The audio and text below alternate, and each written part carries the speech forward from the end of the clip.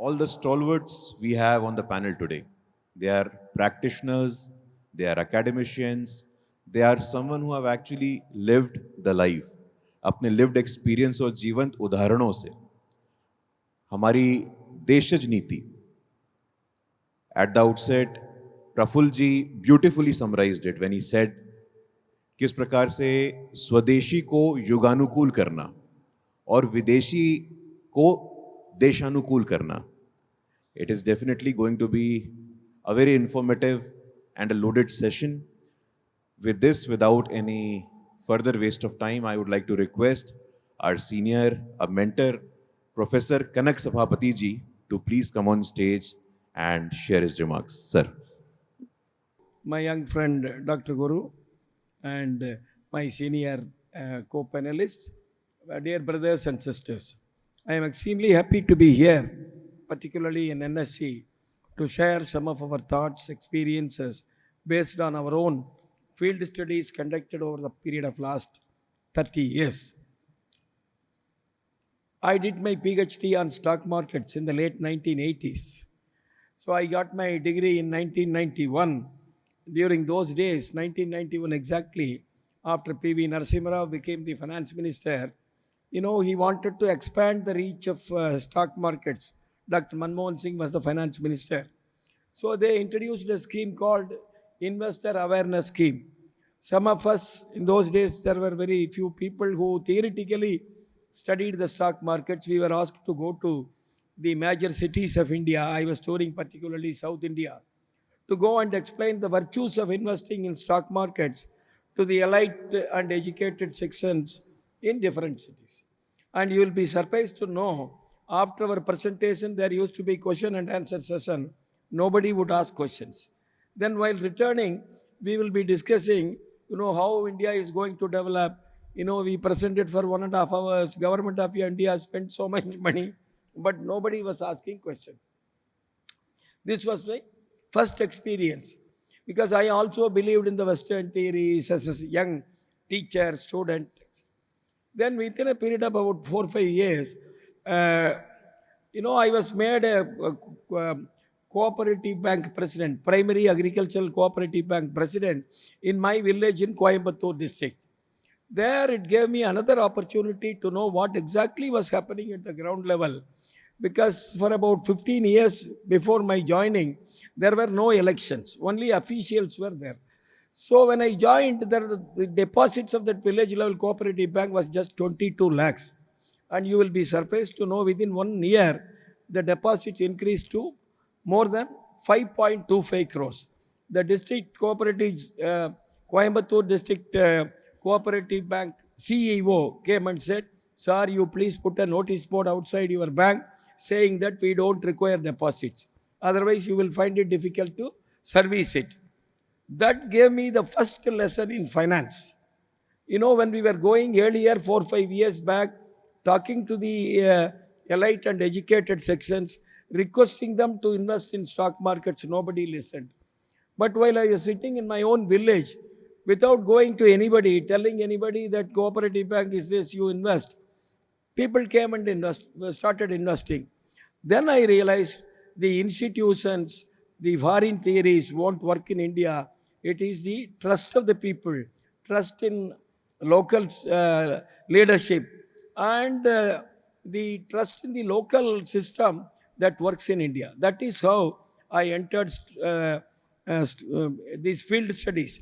I started studying these field studies, and these field studies made me to become a follower of Deen Dayalji's integral humanism, particularly after I joined Swadeshi Jagran Manch under the leadership of Mananiya Tattvabanji Dangadi, and Gurumurji was guiding all the time.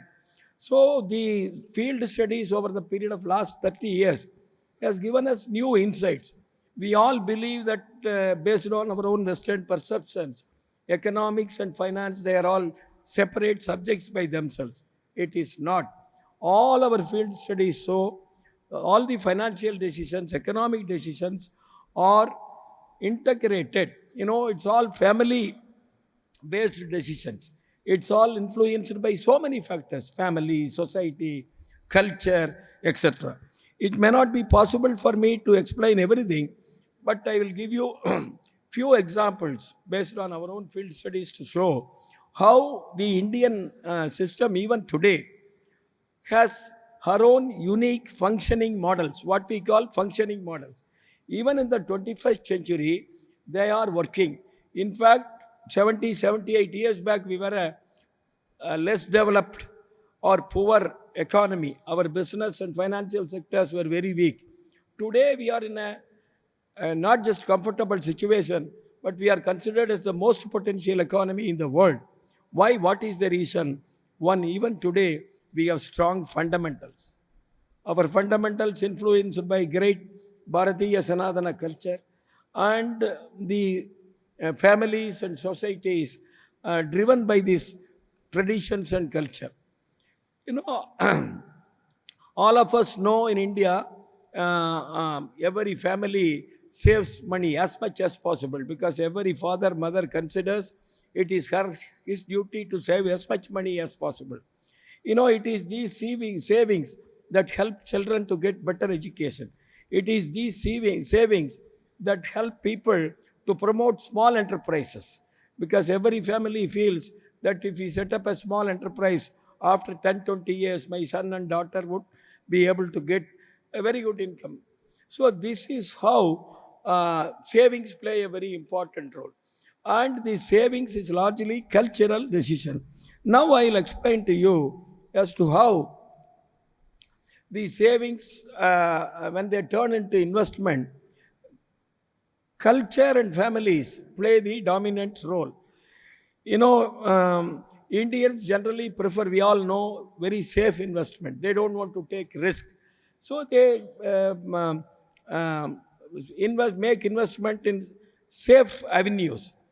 In the some 20, 25 years back when we started our study, uh, we selected the lady teachers who were teaching stock market subject in Coimbatore region. Because why we selected lady teachers? Because double income. Normally, husband also would be earning. So we met about 76 teachers and asked them a few questions. Where are you investing your money? Because every day they are teaching stock market subjects in the classrooms. More than 94% of them were investing money in houses, in jewelry, in bank deposits. Only about 5% of them said we are investing in stock markets. We asked them why. Sir, as a part of our duty, we have to teach these subjects.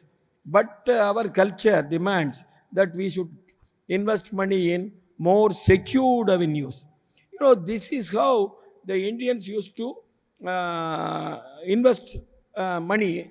But of course, now things are changing because of the better financial system and all. More number of people are investing money in stock markets also.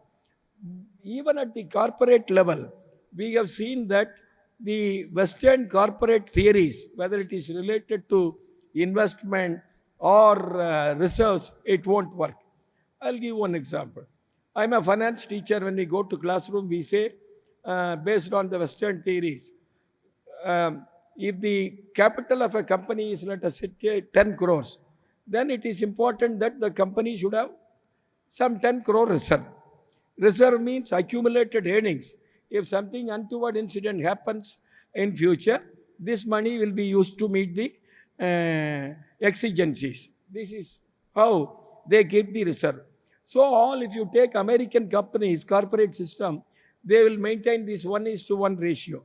You take any Indian company, you will have at least 20 times of the capital as reserve, 30 times, 40 times, 50 times, 100 times. Why do Indian companies have so much of reserves? It's based on our culture. In those days, we studied one company called Tamil Nadu Mercantile Bank, promoted by in those days, 100 years back, very ordinary community called Nadars. They were all originally Palmyra climbers. But today they are one of the most entrepreneurial community in India. They promoted this bank. Till 10 years back, the capital of that bank was just 26 lakhs. You will be knowing. But the reserve capital was 150 crores. Assuming that the company is going to incur loss, it can manage it for 300, 400 years. Can you believe it? So it is the Indian way of approaching things, whether it is savings or investment. These things we have to keep it in mind. And India is one of the largest entrepreneurial nations in the world. We may not know. Our people are one of the most entrepreneurial people. And that is the reason why, we have become the third or fourth largest economy today. When we study the capital mobilization techniques, it's very interesting. There are native ways of mobilizing capital in India across different parts of India. I was mentioning about this Nadar community. 100 years back, even 80 years back, they were a very, very less developed, poorly developed community. Today, they are one of the most entrepreneurial communities in the entire country. You know why? They did not have money. So they developed a system called Mahamai. Mahamai, it is unique technique. Wherever in all villages or wherever they settle down, they go to the Amman temple. Their deity is Kali, Amman temple. They take a vow. For every 1 rupee of earning, 1 paise I will contribute to the common pool of funds. So this is how they developed the Mahamai system. And today they are dominating the, this small businesses, departmental stores, and it is they who make 70% of India's firecrackers. And this is all because of their native financial mechanism. They themselves developed it. And in all the places across India, particularly among the clusters, the families and societies play a very important role. In Rajkot, where we were there in 2001, we asked them how you mobilize your funds, particularly the initial capital. Today, Rajkot is the engineering capital of the world, or one of the major engineering clusters of the entire world. They said more than 60% of them said, sir, we came here, we learned the business, and after 5 years, 6 years, after gaining experience, we go to our villages, announce to the villagers, we are going to set up our own unit. Then most of the village contributes money, relatives, friends, villages. So in India, mobilization of funds for entrepreneurial activities is largely relationship based. I can give many, many examples as to show how mothers, grandmothers, and all relatives play a very important role. You might have seen Ananda Bhavan, Arya Bhavan, Vasanta Bhavan hotels, even in Mumbai. They were all developed by, originally promoted by 3 villages from central Tamil Nadu. One particular community called Redyars. When we interviewed them some 20 years back, 21% of them said, sir, the initial capital for our ventures were given by our married sisters. Can we believe it? Sisters, after their marriage, go back to their husband families, compel their husbands to give funds to the brother. But do we see even a single word called family in our economics textbook, finance textbook? No. So this is completely a relationship-based society that we have to understand. There was a study by an American university in Tirupur. Tirupur in Tamil Nadu makes 70% of knitted garment exports of India. 70%. It's a self-made city. 1980, there was no exports. Today, 44,000 crore exports. 26,000 crore domestic business. Total turnover, 70,000 crores. So that study showed that Tirupur people were able to sell at very cheap rate in the international market because their cost of production was less. Why cost of production is less? Because most of the time, whenever they get an export order, in export business, they have to finish it within 1 month, 2 months, 3 months. But when they go to banks, now 2 directors of Reserve Bank of India are here. Now things have changed in the last 10, 15 years, particularly 10 years.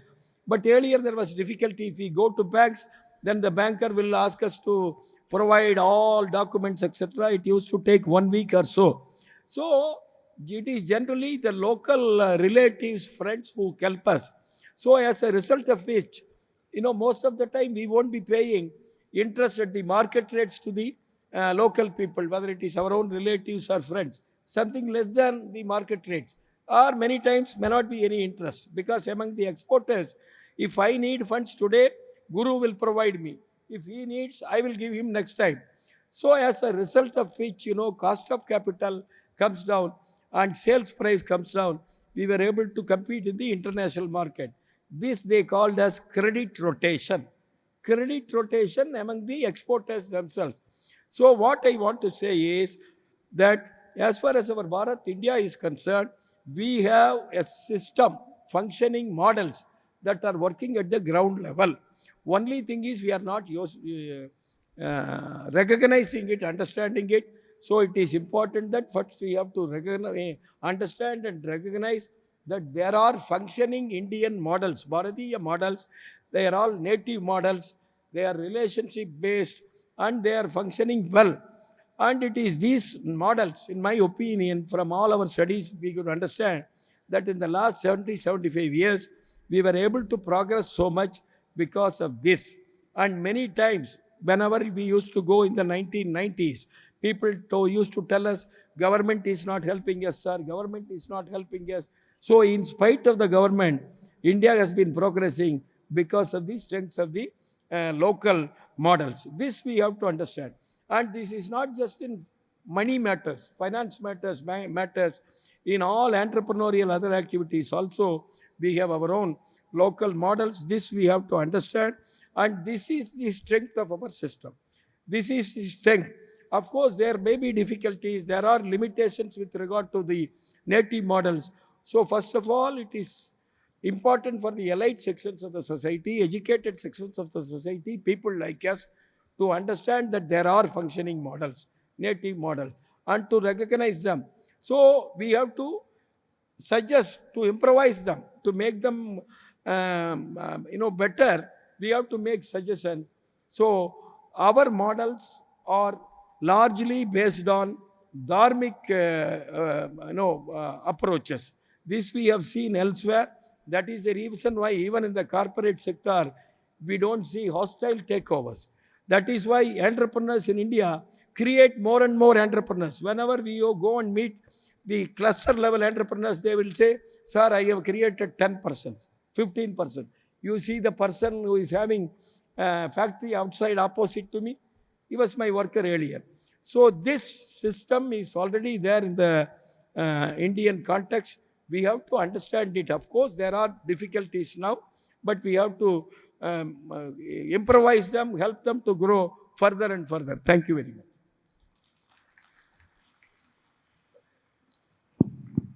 Thank you so much, sir. And your point on our focus on fundamental is very well taken. And the way you explained is like a teacher and a student. The next speaker who was amongst us, apart from many of his credentials, which are impressive, one which has deeply impressed me is he's an alumni of IIT Bombay and IIM Ahmedabad. I would like to invite Shri Mrugang Paranjape to please come and share his thoughts. Mrugang ji. Let's welcome him with a huge round of applause, friends. Good afternoon, everyone, and a big thank you to the organizers of this event for giving me this opportunity. 5 or 6 years ago, I had the opportunity of hosting a program on Guruji's Punyatithi for the award ceremony. And that time, the Sangachalak of our city, Bhageria ji, had come to my house and he gave me a book on integral humanism. I should have realized the importance of that book that day. But I did realize the importance of that book about a couple of weeks back when Prafulji called me and I pulled it out and said, I better know what I'm going to talk about. So, I think, and I'm saying this in a lighter note, but I'll probably end it and tell you why it is important for all of us to know what integral humanism is and what this philosophy means.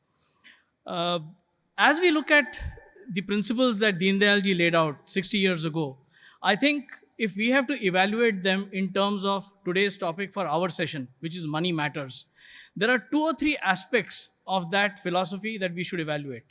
One is what is happening as regards Swadeshi. Second, what is happening as regards Atmanirbharta. And the third, the fundamental principle being that you have to look at the lowest common person. What are we doing for that lowest common person?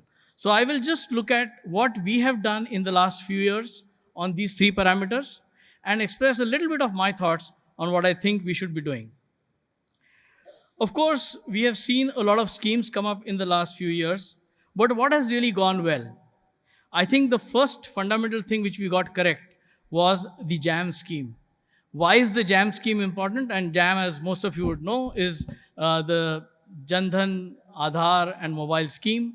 That has made financial inclusion almost equivalent of a fundamental right. Today, it is absolutely possible for anybody to transact at the lowest common currency, at the lowest common denominator, and yet be included in the economy. I, who used to go out for shopping and go out on my motorcycle into the market of Parla, do not carry my wallet because I can do everything on my mobile phone. So I think the JAM is the most fundamental basic infrastructure which we have put into place. But every time we sort of congratulate ourselves on what we have done, let's remember one more thing. We are a country of 150 crore people roughly. We have today about, give or take, 40, 45 crore registered users of the UPI system. So what is our next challenge? If you see the numbers in the last couple of months or years, they have plateaued. And that's because we are not expanding anymore. If we want to take JAM to the next level, I think we should accept the challenge of taking JAM and UPI to about 60 to 65 crore people. So to me, that would be the first fundamental challenge that we should take as a society. The second thing, the integral part of the society, and Professor Kanak Sabharwal said, is the MSME. India is probably the biggest microcosm and biggest congregation of micro and small entrepreneurs. And therefore, we need to study and do what is best to enable the MSME segment. When I started my job as a banker, we used to always say, what is the collateral you have when you're doing lending? And the second principle I was taught was that collateral is meant to be used in the case of emergency. It is not supposed to be the fundamental reason you lend. You're supposed to lend on the ability to repay. But if that was the principle with which we started, that's how we today assess large loans, that's how we assess corporates, why is it that we are not able to do absolutely collateral-free loans to the lowest segment of the society? Again, efforts have been made. The CGTMSE scheme is a very good scheme that the government has come up with. It allows clean credit to be given. It allows bankers to take risk without feeling that pinch of a default. But I think we need to take schemes like the CGTMSE to the lowest strata of society if we have to enable people in terms of what we are trying to do. The third biggest pillar of our economy has been agriculture. And I think I know as a group, as people who are with this today's audience, today's population, as I say, in this hall, we are probably proud of everything that we have done in the last 10, 15 years. But I think we should be doing a bit better for the agricultural sector. Personally, if you ask me, I was a bit disappointed that the agricultural reforms did not go through. Because if this government was not able to push them through, then I don't know who really can. And with that, we should remember, why were they important? Because today our problems with agriculture are threefold. We have the smallest of land holdings. We also have very little reach that the farmer has to the markets. And all of this makes the agrarian economy absolutely susceptible to money lenders and the informal sector. If we have to completely break this chain, then again, when we talk of the tenets of integral humanism, we have to see how we bridge this gap. Again, I would urge not just, and I'm a banker myself to some extent, but all of those who are in this field to look at how the last mile funding in agriculture, which is either commodity based or non-commodity based, can become more cash flow oriented and not collateral oriented, because that is the only way we will get collateral free and credit flowing to the last mile. Well, these are just some of the aspects which I thought, if I look at what we have done in terms of schemes and as State Bank of India, we are really proud. I always tell people that, 40% of India flows through State Bank of India. And therefore, when it comes to any government scheme, we are very proud that sometimes it's even more. It's probably 50%. So whether it's, the Prime Minister's Employment Generation Program, the National Rural Livelihood Mission, things like the differential rate interest, Stand Up, PM Swanidhi Yojana, I think on each one of them, banks are taking a very, very proactive step. In that, and again, I'll come to why I think sessions like today are important and what some of us must take away with. And Marathi sir is here. He is the policy maker, if I may say so, being on the board of Reserve Bank of India. But when you are in banking circles, you often hear people, complain about things like what we have done on, especially what is called priority sector lending. As people who understand what is integral humanism, I think it is our integral duty to defend policies like PSL, because had it not been for PSL, I don't know which banks would have lent to the lowermost segment of the society. Priority sector lending is what encourages bankers to make sure that they can lend to agriculture, they can lend to MSME, and they can lend to the poorest of the poor. So I think these are some of the things that we should do. Uh, I know we have some sort of a time limit that we set in terms of what we'll speak, because we want to hear from the audience and take questions. So I think sessions like today are important for two reasons. Whenever there is a discussion on economic policy, I think we should all know why we stand with the government of today. And for that, it is important to understand philosophies like Deen Dayalji's philosophy, because those are the cornerstones of what the government does. And if we don't understand what integral humanism is, I don't see how you and I can defend anything good which the government does. The second thing, which I think we should all take as a resolve, and this I say because we are currently working on a project where we are trying to see how we can do cash flow based lending for the absolutely low micro lending segment. And the challenge there is that digitization is not available. That sector of the economy still has a lot of cash based transactions. But I think what each one of us should do is to encourage digitized transactions. I think it is the easiest thing and the biggest temptation when the vendor says, मैं आपको GST के बिना bill देता हूँ because 12% is saving for me. But don't forget, if you force everybody to have a digital footprint, tomorrow that same vendor can easily get credit, because today banks and lenders are happy to lend looking at your GST records. So I think as citizens, let's also make a pledge that we'll try and digitize our economy to the last mile, so that then we can have integral humanism reaching to every person. Again, thank you for this opportunity. Let's hope we learn a little bit more about integral humanism by the time we end today's discussion, and then can take this message across to a wider section of the society. Thank you. Thank you so much, Paranjape sir, and especially your point on financial inclusion becoming akin to fundamental right is something which we are all proud of today. And the focus on priority sector lending, which in our usual course is not part of our discussion, and you put it out very frankly that why such discussions are very important. We have our last speaker who is a founder of the largest cooperative movement of our country and maybe globally as well. We have Dr. Satish Maratheji. I request Maratheji to please come and give your guidance, sir. Can we please have him with a huge round of applause? Thank you. Namaskar. I remember Ananya Datton Thingdiji addressing one of our Sahakar Bharati meeting years back, whereat he spoke for almost 45 to 50 minutes on the topic of integral humanism. And the word Antyodaya also cropped up at the very same time. Over the years, when we have been thinking about it in the cooperative sector, I'll speak more on the cooperative aspect of this.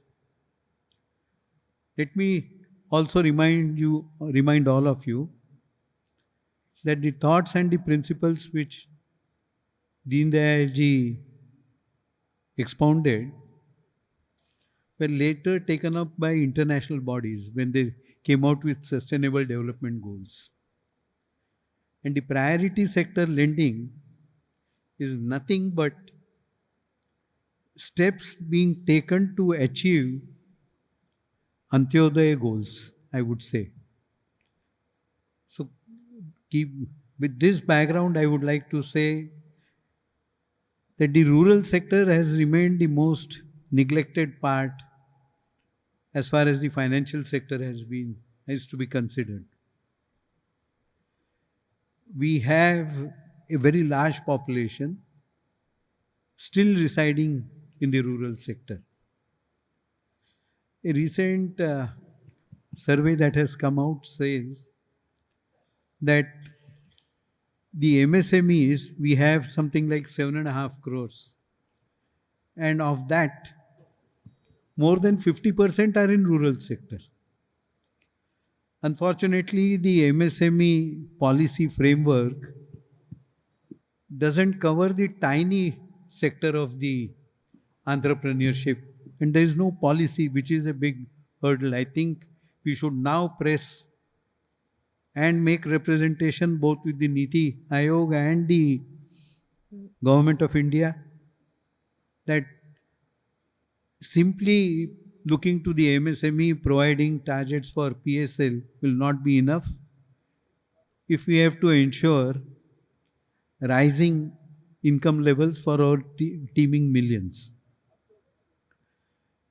As far as the cooperative segment of the financial part is concerned, it is primarily it is of three-tier structure.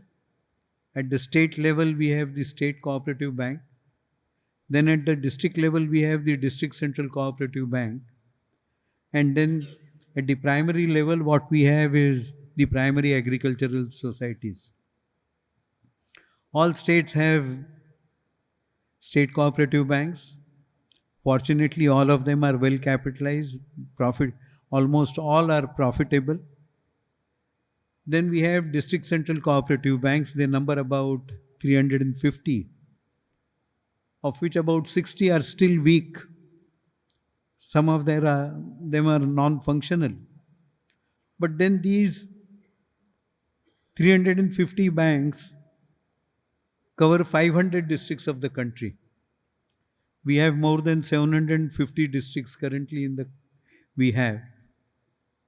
Similarly, at the primary level, we have something like 1 lakh primary agricultural cooperative societies, which is a very small number when we consider that we have more than 7.5 lakh of villages and hamlets. We have been pleading as Sahakar Bharati that the flow of credit to the rural sector is required to be increased substantially. Presently, about 2.5 lakh crores of rupees by of credit goes into the rural sector every year through these PACs and DCCBs and the STCB structure. We have been demanding also with the central government for some time that they should create a separate ministry for cooperation in the country. And I faced a lot of opposition from from the IAS officers. And they said, Marathej, are you expecting a ministry for a few thousand cooperative societies which are registered under Multi-State Act? I said, no, we are asking for a ministry because India's cooperative movement is the largest cooperative movement in the world, number one. We have more than 8 lakh cooperative societies, of which about 4.75 lakh cooperatives are economic enterprises. And I've been telling everybody and mentioning that look to cooperatives not as a service society or as an extension of government activities, but look to them as economic enterprises. And the third reason was about 30 crore population is directly holding shares in the cooperative societies of the country. For these reasons, we wanted the ministry because over a period of time, several studies have been undertaken, and it has pointed out in the recent committee of which I was also a member appointed by the central government, delivery of credit in the rural sector through cooperatives is the cheapest. Public sector banks, private sector banks, they are extending credit to the rural sector, but it's not reaching to the smallest person. The income patterns in the rural sector has also changed. Agricultural income is just 35% now, and the non-farm activity generates about 65% income. And this, not only the agriculture, but also the non farm activities, do not get sufficiently funded through credit support. Fortunately, the government decided to form a ministry, and with Amit Bhai Shah, a veteran cooperator himself, who even today remains a chairman of a primary agricultural cooperative society and who knows inside out of the rural cooperative structure, has been initiating very useful and supportive schemes.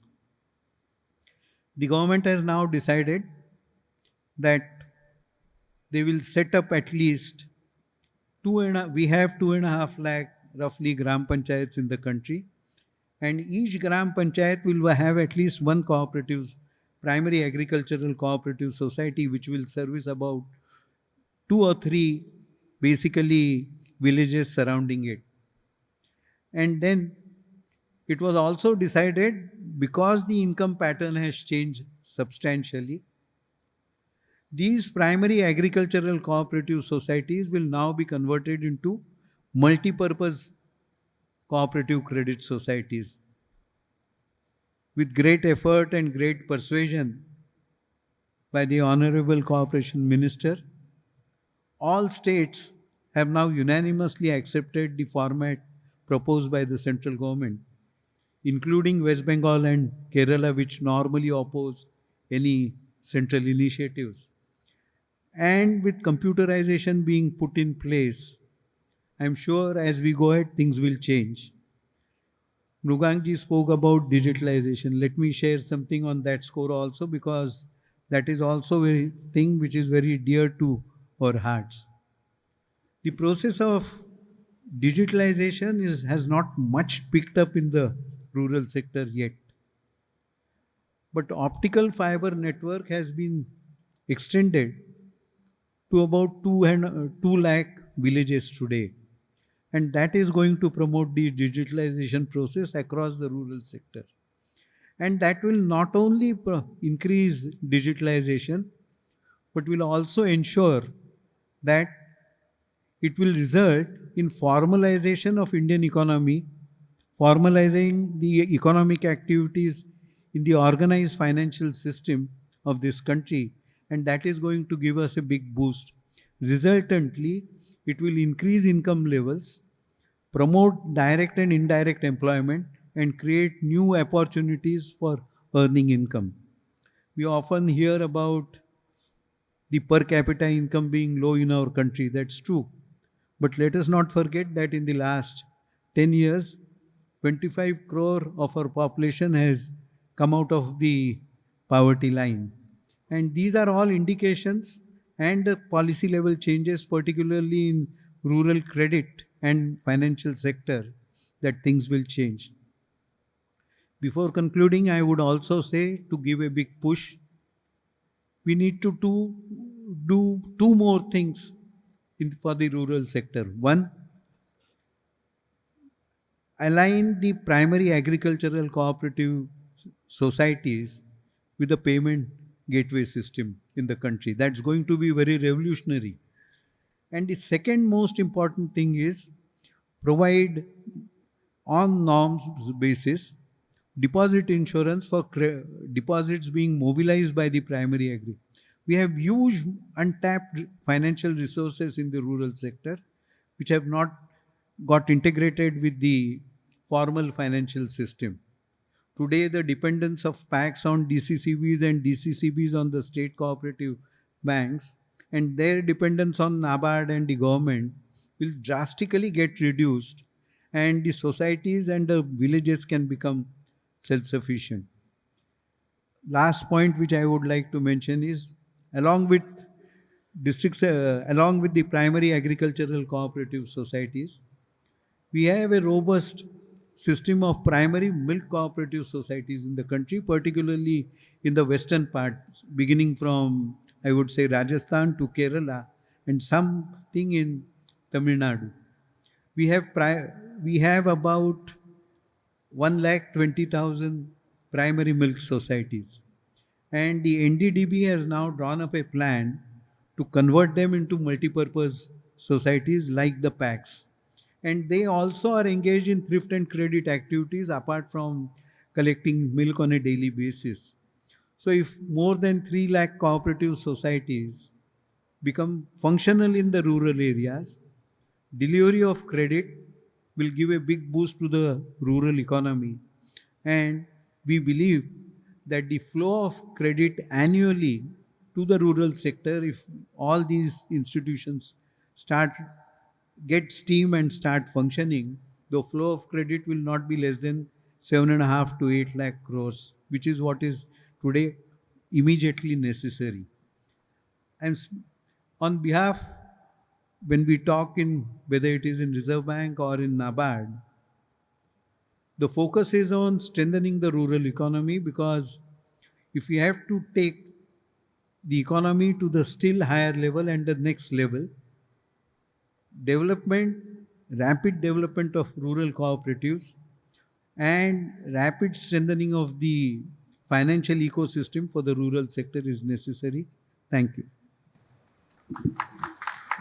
Thank you so much, Marathe sir, for giving us a roadmap for the future. हमारी सभी वक्ताओं ने समय की मर्यादा का बहुत ध्यान रखा है, and that has given us the liberty to have invite a couple of your questions. We have stalwarts amongst us. आपके मन में कुछ जिज्ञासा हो तो 1 से 2 प्रश्न लेने की लिबर्टी है हमारे पास. Sir, can we have please have the mic hand over to? आप प्रश्न पूछने के पहले अपना नाम और परिचय छोटा सा देंगे, and keep it pointed, sir. Thank you. Hi, my name is Ashish Puntambekar. See, I have done a study of the world's largest banks and how they grew over the last 170 years. See, whenever a country's GDP doubled, now, you know, whether it happened in the United States, whether it happened in Japan, whether it happened in in China, the banks aligned themselves with the government strategy. Now, what kind of projects? Let me just tell you. 1861, JP Morgan financed the transatlantic cable. Okay? JP Morgan financed the Panama Canal. Then, during the expansion in Japan, JP Morgan also financed the Marshall Plan for the reconstruction of Europe, okay, after the war. Then coming to Japan in the 1960s to 70s, when the Japanese economy was doubling, Bank of Tokyo Mitsubishi became the largest bank in the world. And then again, the Chinese banks, right? The Three Gorges Dam, these very large projects. Now, I got a very simple suggestion, which, you know, and no bank in India is thinking like this. That's why I feel that the innovation in the banking sector will not come from the banking sector in India. It will come from outside. Suggestions like this. Now, in Mumbai in 2015, L&T was the first company which came out with a suggestion that there was this 93-acre plot in Bandra East. L&T said, you give us an additional FSI, we will spend 30,000 crores on the project, we will sell it for 1,25,000 crores, and we'll give the government of Maharashtra 70,000 crores in cash. Now, this particular kind of thing has been used in China. China used something called a land appreciation tax, and they were able to triple the size of their economy. No Indian bank is backing projects like this.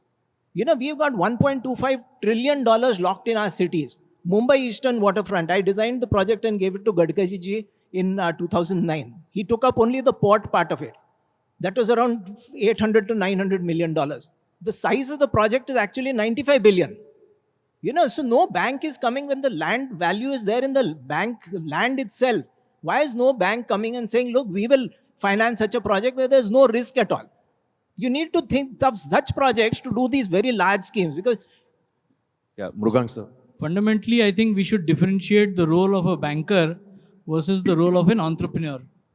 And I'll give you 3 or 4 examples to what you said, because we happen to be party to such financing. Today, almost all the projects of NHAI are funded to the biggest extent by banks. Secondly, if you take any of the infrastructure that is coming up in the country, it is funded by the banks. And most importantly, from a working capital perspective, all banks are today funding everything which is needed. What you mentioned is what entrepreneurs or government policy should be doing. I don't think a bank should risk its own capital to do entrepreneurial activities. So if I get a project, and I think we've got enough projects which have had fundamental risk in it, which have been funded by many banks in this country, including State Bank of India. But I don't think we are talking here of banks not having the ability to fund or not having the willingness. As long as there are projects and as long as there are entrepreneurs who will get these projects, they will get the funding. No, but We my point are is welcome different. to do One sec, one-on-one. No, We are but welcome just to one thing. My point is different. All of these banks Let- acted as entrepreneurial banks. We get Our your banks point. don't do that. Sir, That's my sir. point. One more questions. Let's give more opportunities, sir, over there. जी. नमस्कार, गणेश पुराणिक। राम मराठी जी और परांजपे जी दोनों से सवाल है। सहकारिता क्षेत्र को बढ़ावा मिलना चाहिए, इसलिए बहुत सारी बातें होती हैं, बहुत सारी चीज़ें होती हैं, लेकिन अगर देखा जाए तो आरबीआई जो है, सहकारी बैंक जो है, कोऑपरेटिव बैंक्स, उस पर ज़्यादा से ज़्यादा नकेल कसने की कोशिश करती है, ज़्यादा से ज़्यादा रिस्ट्रिक्शन डालने की कोशिश करती है, और फिर जो बिजनेस लोन होगा, बिजनेस सेक्टर होगा, वो सारा कोऑपरेटिव बैंक से शिफ्ट हो जाता है प्राइवेट बैंक में, वो नेशनलाइज में भी नहीं जाता है। तो ये जो आरबीआई के ज़्यादा से ज़्यादा रिस्ट्रिक्शंस हमेशा आते रहते हैं कोऑपरेटिव बैंक्स के ऊपर, तो उसके बारे में आपके विचार जानना चाहूँगा सर। एक तो मैं आप जो कह रहे हैं उससे बिल्कुल सहमत नहीं हूँ, इसलिए सहमत नहीं हूँ। Today, banks are not in the business only of accepting deposits and lending. Basically, banks have today working as a risk managing institution.